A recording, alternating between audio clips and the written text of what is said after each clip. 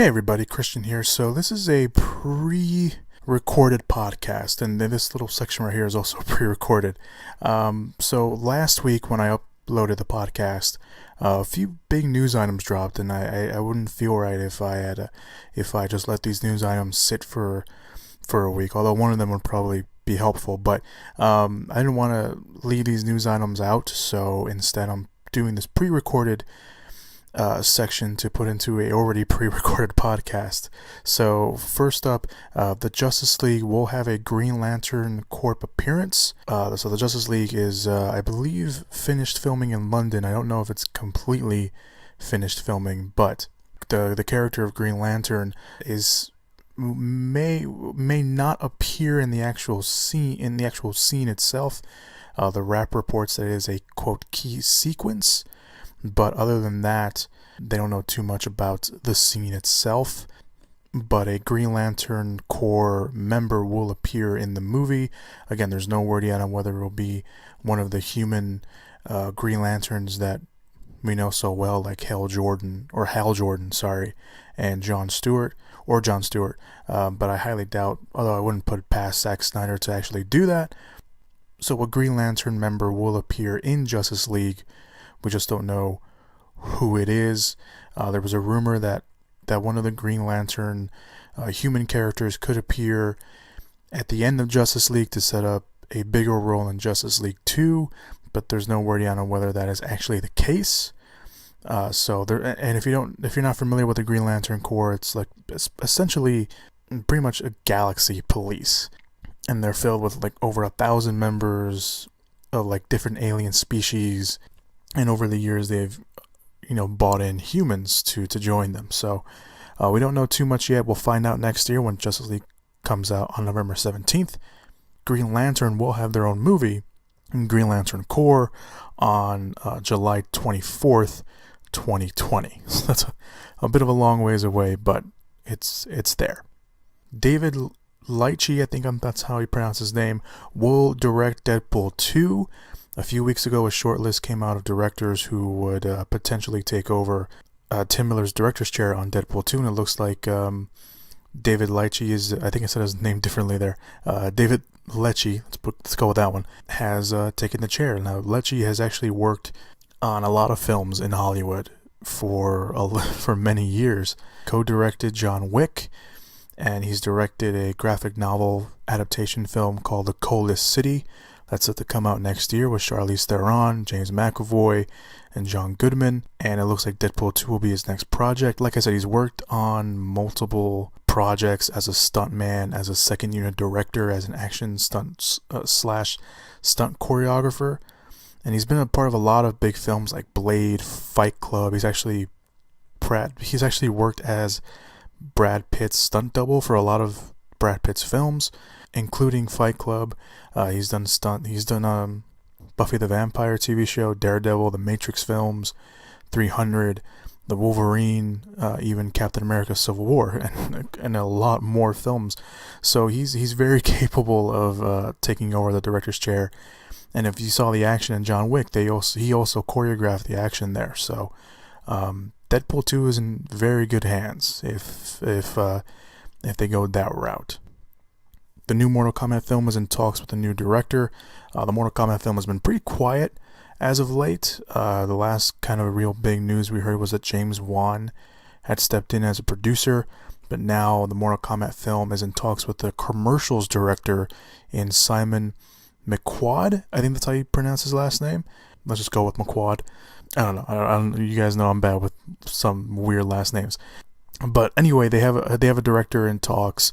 He's a commercials director, and it looks like he's gonna try to bring a new Mortal Kombat film back into the works. There's no production date yet. There's no cast yet. There is a script that's being written by a new screenwriter in Hollywood, but James Wan attached to produce.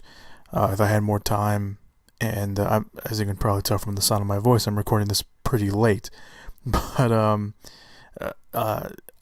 excited for it. I can't wait to see what he does. Obviously, the film, again, is still in the very early stages. But they finally have a director, even though it's not a big name. I was kind of hoping they would go for a bigger name. I know James Wan's very busy, so there was no way he was going to direct the film, but either way, it's going to be interesting to see how Mortal Kombat plays out now. And finally, the last bit of news, Emilia Clarke, aka Daenerys from Game of Thrones, has joined the young Han Solo film. She has joined the film in an unknown role. Clarke will now join the cast of Alden Ehrenreich, who will play the young Han Solo, Donald Glover, who will play the young Lando Calrissian, along with directors Phil Lord and Chris Miller. They, of course, directed the Lego Movie and the Jump Street movies. So Clarke has joined the film. Again, there's no word yet on who she's playing, but the confirmation of her casting was confirmed by a lot of sources, and it actually came from, I believe, one of the Star Wars official sites. So she has joined the film. Not much is known about the film just yet, other than that it will follow the adventures of a young Han Solo. Obviously, Chewbacca will be involved in the movie, and the film has a release date of May 25th, 2018. They start filming early next year, and I don't know if early next year, but I know they start filming next year. So it should be interesting to see kind of where that plays out. Emilia Clarke is an interesting choice, obviously, and Game of Thrones is ending soon, so I'm pretty sure we'll be seeing her a lot more on the big screen.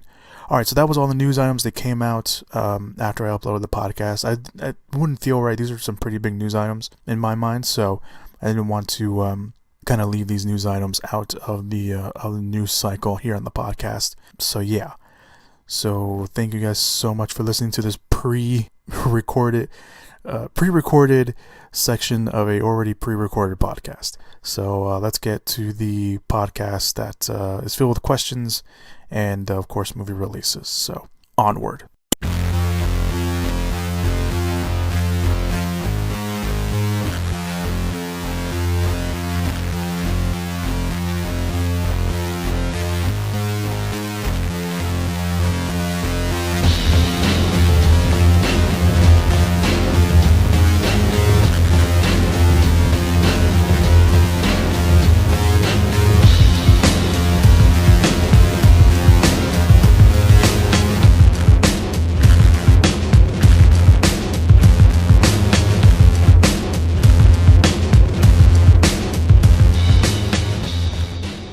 Hello everybody and welcome to this week's interesting slash not really a podcast obviously this week is the week of Thanksgiving. Tomorrow is Thanksgiving actually. I'm releasing this of course on Wednesday. However, if you're listening to this afterwards, that's fine with me. Doesn't really matter. Thank you for taking the time to listen to my podcast on Thanksgiving weekend. So anyway, I just wanted to do a little quick podcast for you guys this week, answering a few questions that I asked people to send in some questions. Not a lot of people did. Most of the questions are from one friend of mine, which is okay. He had some interesting questions to send, so I figured I'd do that. I also talk about the movies that are coming out for the Thanksgiving holiday, so you guys can talk about which movies you want to go watch. So that's going to be this week's podcast. Obviously, next week we will have a full podcast with all the movie news that's coming out, and of course all the movies that are coming out. And we'll do box office predictions and stuff like that. So that will be next week. If there are, of course, are any news items that came out this week, they will be up on the Facebook page at facebook.com/moviepits. There will be a link down below in the comments / show notes area if you guys can go check that out. And also, from all the movies that are coming out this weekend, I will definitely be reviewing some. So you can go to my WordPress account at wordpress.com/ or WordPress at movieswithchris.wordpress.com. That's movieswithchris.wordpress.com. Link will be down below in the description / show notes area as well. So you guys can go check that out. So let's get right to the questions and then move right on to the movies that are coming out this week. It's going to be a short podcast, so get ready for that. Let's move on to question number 1. His first question was, how much would a woodchuck... you know the question. And I've already said it to you. I hate you for asking this question. The next question is... Again, I asked for movie and non-movie related questions. The next question is, when we make a biography about Trump's life, who would be proud that he became our president? I don't know. This is depending on who you ask. And I've mentioned before, we don't usually get too off topic here on the podcast, or especially too political, but this is obviously something that we have to talk about. And will I think that we'll be proud that he became our president? No, I don't think so. At least on the onset.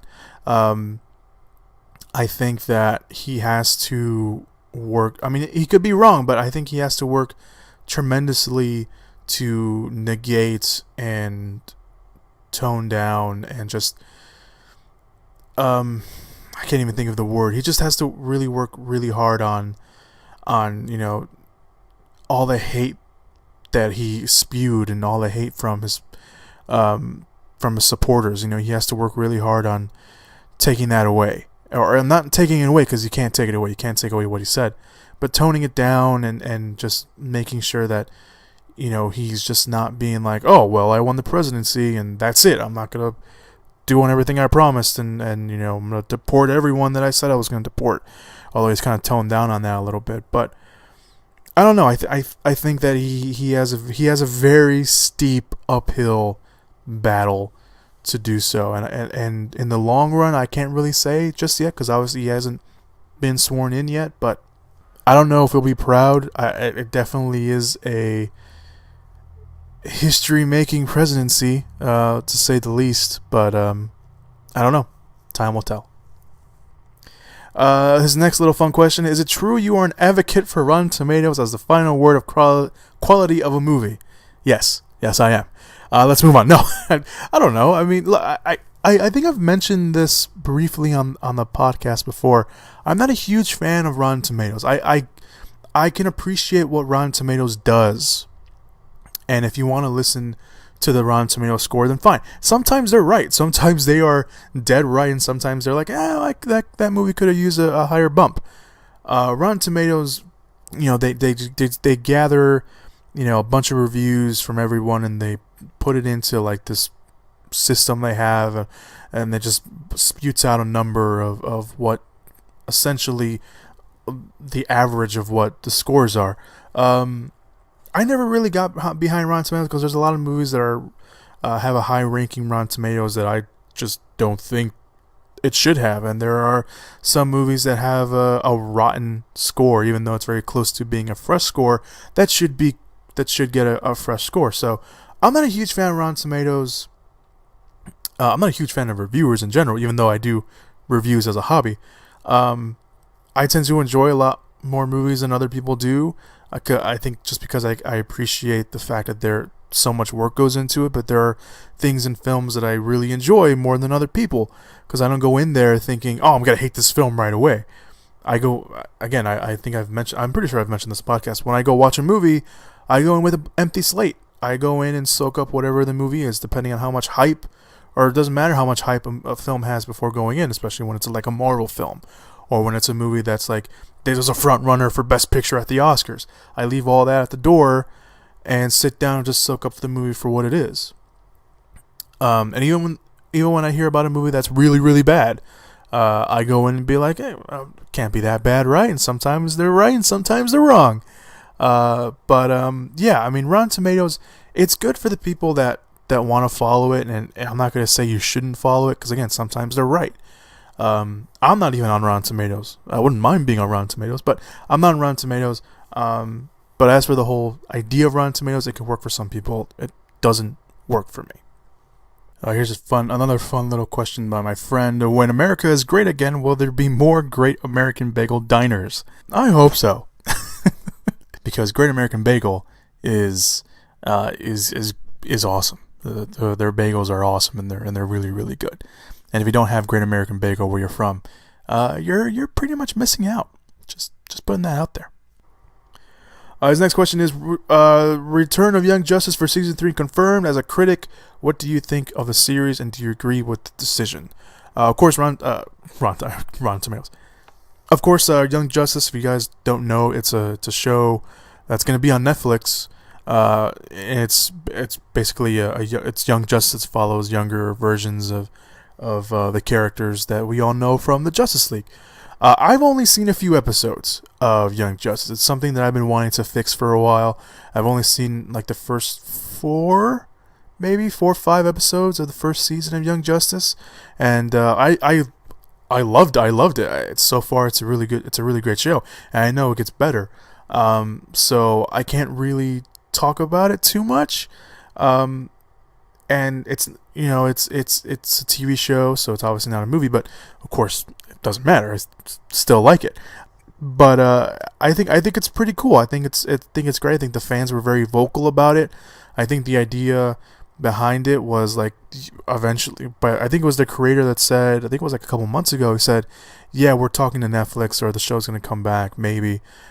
So I don't know. I think it's pretty cool. I think if the creator's back and if they can make a great season, I think the it would be worthwhile. Of course, we have to see how the episodes and season turns out. But everything I've heard so far of the episodes that I have not seen have been really good. So I know Young Justice has a very very rabid following.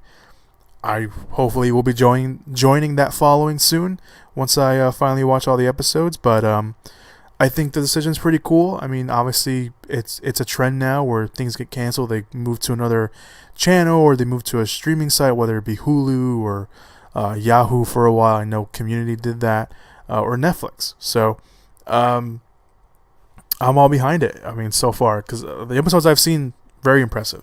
So again, if the season's good, then we'll all be behind it. If the season's bad, everyone will probably just complain and moan, as we all do for shows that come back and the seasons haven't been so good. So, was M. Night Shyamalan's version of Avatar: The Last Airbender unfairly judged by the fan base of the animated show it was based off of? So, here's the thing. When it comes to Avatar: The Last Airbender, the show, I think I only watched the first season, and not because I didn't like it. I just kind of fell away from it. But when I went to go watch the movie, I knew about the characters, I knew the story, I knew everything that was going on, because I was keeping up with it online, just not actually watching the show, which seems kind of dumb, but that's what I did. So I was familiar with everything, most of everything, going in to watch the movie. And I knew that the movie was going to change stuff, because that's just the way it has to happen a lot of the time. It has to happen, and that's something that I think a lot of people need to start understanding, that things change. Whether it be a TV show, a comic book, video game, whatever, things need to change when they make a film adaptation, because some stuff works on TV shows, comic book, video games, than it does in movies, and sometimes it doesn't.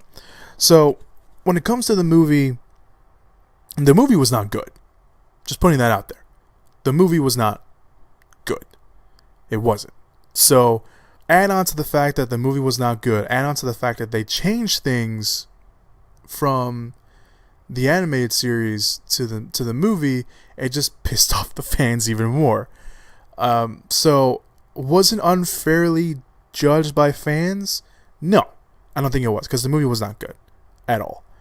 I tried to watch it again just so I can be like, maybe I was wrong about it, but I couldn't make myself do it. So, was it unfairly judged? No. Was it really unfairly judged? Because there's just a lot of people that are like, this movie's shit, it's bad, why are you making me watch this? I don't think it was too over the top bad that people are like, this is the bastard creation that just keeps coming back to haunt me. So no. So on that end, no, it wasn't that bad. Was it unfairly judged by fans? I don't think it was. This is coming from someone who was right in the middle. This is coming from someone who wasn't the biggest fan, but who was a fan, but biggest fan, I mean, didn't know everything about Avatar and wasn't an avid follower like a lot of other people. So this is coming from a guy right in the middle who was a fan, not an avid fan, but a fan, and someone who was just watching the movie. And as that guy, me, the movie wasn't good. I can see why people were pissed off, and they had every right to be. I don't know. I mean, that was it unfairly judged? I don't think it was. I don't. Was it as bad as people probably imagined? Again, I've only watched it the one time. I know I was disappointed because I saw the trailer and I was like, this is going to be epic. And then I watched the movie and it wasn't. And I saw the movie with a bunch of other big fans. And I watched it with them, and every one of them, when we walked out, they were so disappointed. And there was a guy that I guess stayed in to see if there was an end credit scene, which there wasn't. And it just worked out so well. It's like the guy came out and we were talking about like, oh, is there a post credit scene? And he walks in, he's like, no, and he just walks away. I just thought that was really funny. But wasn't it fairly judged? No, I don't think it was, because it was a bad movie. And I remember watching it in 3D, and there was so many close-ups of the movie. I thought, why is there so many? This movie's already in 3D. Why do we need more close-ups? I literally felt that if I leaned forward just a little bit, I would have headbutted the person on screen. That's how much the close-ups were. There were good moments in the movie. I thoroughly enjoyed some of the good moments. Some of the CGI actually worked really well. Some of it was a little wonky from what I can remember. But some of it worked really well. So I'm not going to sit here and be like, that movie was absolute trash. I mean, it wasn't. There was a lot of great moments in the film. But, you know, I'm not going to be like, this movie was good. No, because I'm not gonna say that. So was it unfairly judged? Yes, to some extent, but no for the overall thing. That was a very jumbled answer. I'm sorry for that. I got a question here. It says, what was the worst movie of the year so far? The worst movie of the year so far, I have two answers. One of them is a movie that a lot of people know, and one of them is a movie that not a lot of people know. The first one that a lot of people know is a little movie called Independence Day Resurgence. It wasn't good. It wasn't. It just felt, I don't know, like it wasn't even like, oh, nostalgia. It was just like, what the fuck am I watching? That's really what it felt like. There was just no, like, I couldn't really connect to any of the characters. Even when I felt like I was finally connecting to a character, it just, like, they would just like disappear and be like, oh, there's the character again. It just wasn't good. Like, it's just, there was a lot of things that didn't make sense. There's a part of the movie, I don't even care anymore. About spoiling, there's a part of the movie where there's human characters on the alien spaceship, and they're just running around like the atmosphere isn't any different. Like, they're aliens. Their atmosphere should be different from ours, but nope, they're just willy-nilly just running around with no masks or anything. It's like, yeah, that's okay. I mean, like, I don't know. That aggravated me a little bit. They're just things that don't make sense. And like a lot of the characters they brought back for the film were just, they didn't really do anything. Like, I knew all these characters coming back, they were gonna, they were just gonna be supporting roles. It was gonna be all about these new characters. But I didn't care about the new characters. And it's a shame because there was a lot of great actors in that movie. William Fincher's in that movie. Macon Monroe's in that movie. I didn't really care too much about Liam Hemsworth.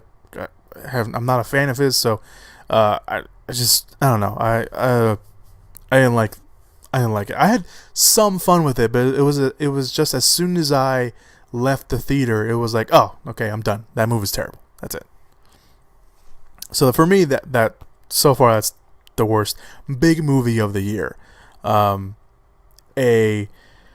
movie that not a lot of people heard of because it came out straight to like VOD, was a movie called Anti-Birth, and I had the disprivilege now of watching that film at a film festival, the Bruce Campbell Horror Film Festival that took place in August.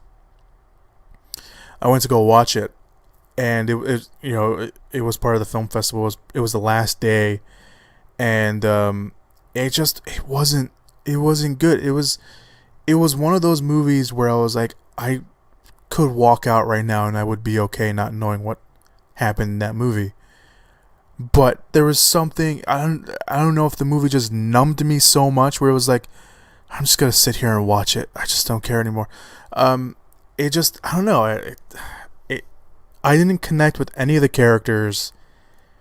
I didn't care what happened to the characters.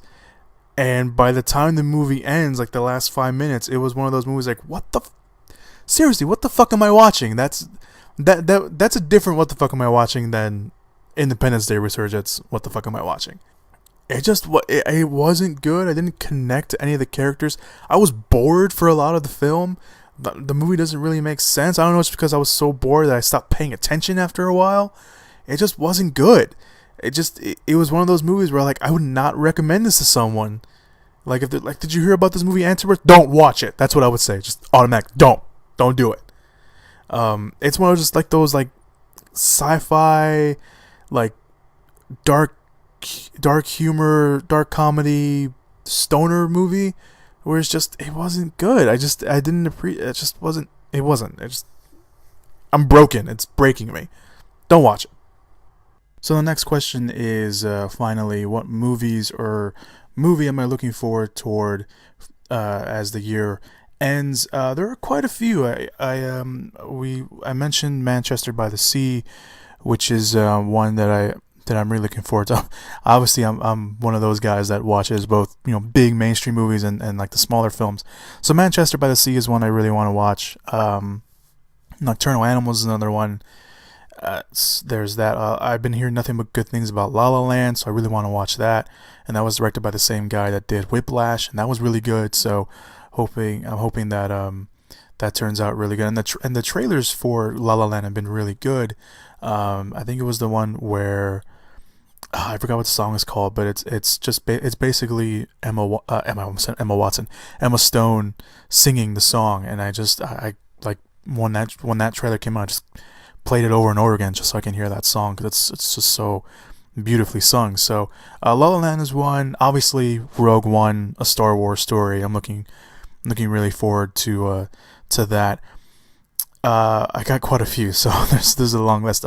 Obviously, Assassin's Creed is one. I want to see how that turns out. It's done by, of course, Michael Fassbender.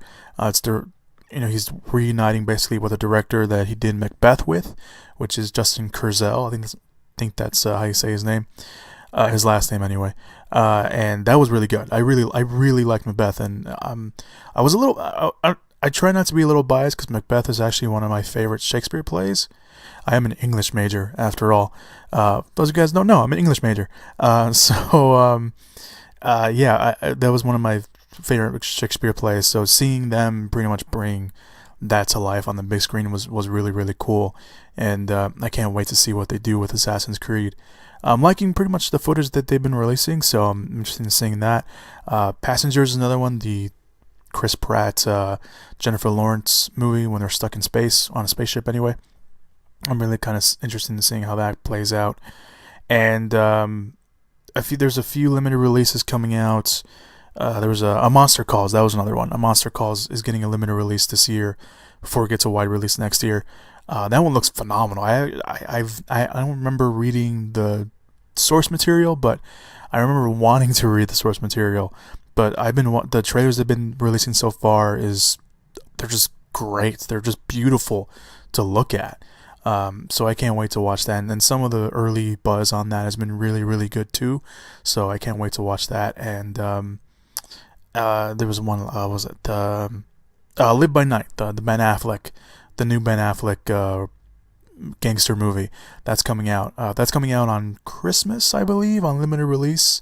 So I don't know if it's getting released here in my area. So if it isn't, then I'll just wait till next year. But if it is, I'm definitely interested in watching that. So I've mentioned, I enjoy a lot more movies and I look forward to a lot more movies than I think a lot of people do, just because I go to the movies pretty much every weekend. So I know that was a long list, but those were pretty much the movies I'm looking forward to toward the rest of the year.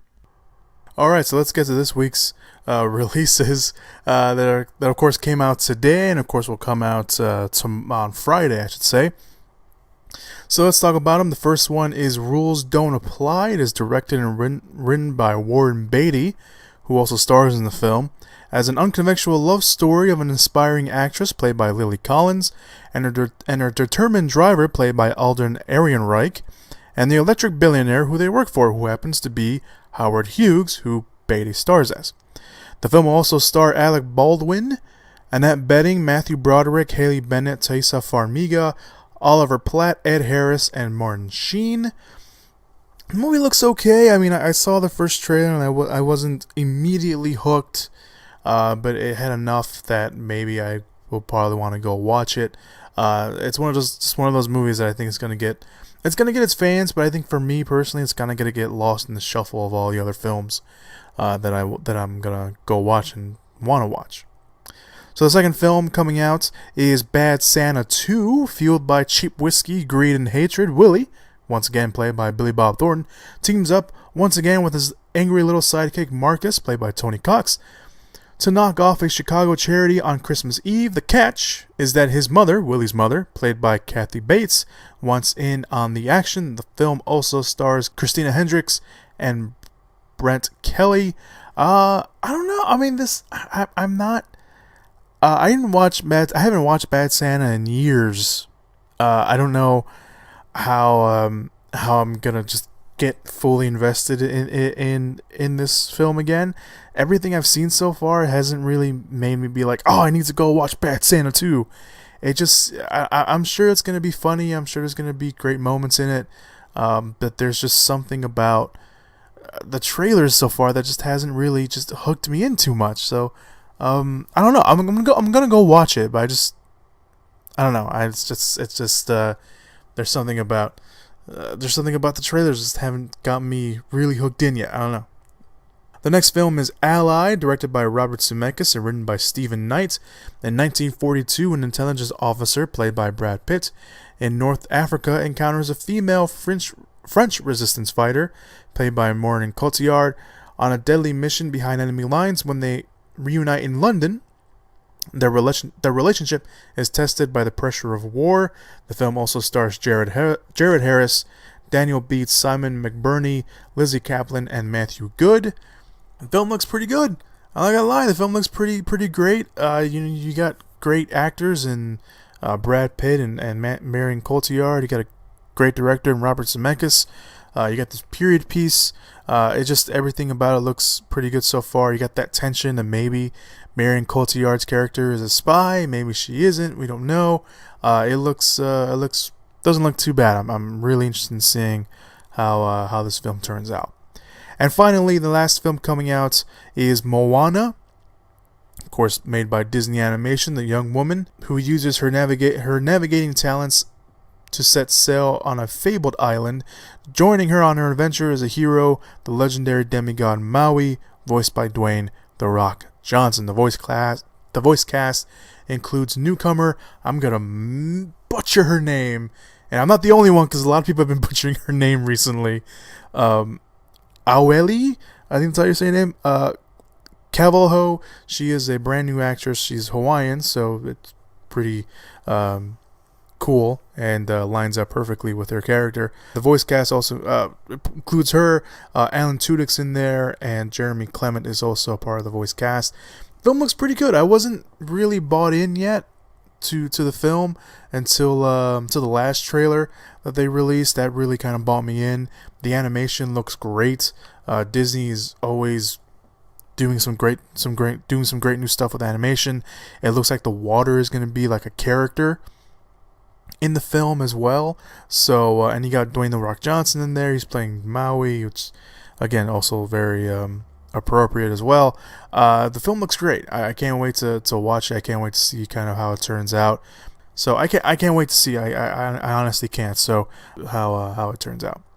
So that's all the movies coming out today. On Friday we have 2 movies coming out. The 25th there's 2 movies. I don't know. It looks like they're gonna get somewhat wide releases, not really, but one of them is Lion, which is based off a novel and follows a 5-year-old Indian boy who gets lost in the streets of Calcutta. Thousands of kilometers from home, he survives many challenges before being adopted by a couple in Australia. 25 years later, he sets out to find his lost family. The film stars Dave Patel, Rooney Mara, David Wenham, and Nicole Kidman. I actually barely just saw a trailer for this the other day, and I mean, it looks like a good drama film. You got a pretty good cast there. Dave Patel's coming back, it looks like. Rooney Mara is always great. David Wenham is one of those great supporting actors that kind of just falls on the wayside sometimes. And Nicole Kidman, can't go wrong with Nicole Kidman there. So it looks pretty drama filled. Again, it's based off a book that I think it's also that happens to be based off a true story, I believe. So you got that to look forward to. The next film is Miss Sloane, the story of a brilliant and ruthless lobbyist played by Jessica Chastain, who is notorious for her unparalleled talent and her desire to win at all costs, even when it puts her own career at risk. The film has a great cast that also stars Gugu Mbatha-Raw, Mark Strong, Alison Pill, Dylan Baker, Michael Straubard, John Lithgow, and Sam Waterstone. The film looks pretty cool. The film looks really great. It looks like a great thriller. Jessica Chastain looks amazing in it. The supporting cast looks awesome. This is a movie I've been kind of waiting for since I saw the first trailer. So, yeah. These are your releases for the week. Today, or depending on when you're listening to this, Rules Don't Apply, Bad Santa 2, Allied, and Moana. And then on Friday, Lion and Miss Sloane are being released. Those are your releases for this week, for the Thanksgiving holiday. Obviously, you have a lot of choices this week, so depending on what you choose, I don't think you can go too wrong. So there you go. Thank you guys so much for listening to this very short podcast. Of course, it's the holiday podcast, so obviously everyone's going to be traveling and moving around and just stuff like that. So hopefully you guys enjoyed the podcast for what it was this week. Hopefully you guys enjoy one of the many movies that are coming out this week as well. No box office predictions this week. Obviously it's the holiday, so it's going to be all in flux the whole time. So thank you guys so much for listening to this week's podcast. Be safe. Have a happy Thanksgiving. Hopefully you are with your families or your loved ones or whoever, or you're just surrounded by your friends, the people that you love and care about. So yeah, have a happy Thanksgiving. Thank you guys so much. Be careful if you're listening to this before Black Friday or Thursday now, because that's when the sales start apparently now. Be careful out there. It's treacherous. You know that. You see the pictures, you see the videos, the news stories every year. Just be careful, be safe, and have a good Thanksgiving. Have a happy Thanksgiving, and have a good weekend. And yeah, so don't get too full. I mean, get full, but not too full. You can't, move for a while, or maybe that's a good thing, who knows. I know that's what I'll be doing. So anyway guys, thank you guys so much for listening to this week's podcast. Have a safe, happy Thanksgiving and a safe, happy weekend. And I'm not going to end the podcast this week with go watch the movies. I'm going to say go watch the movies, but have a happy Thanksgiving.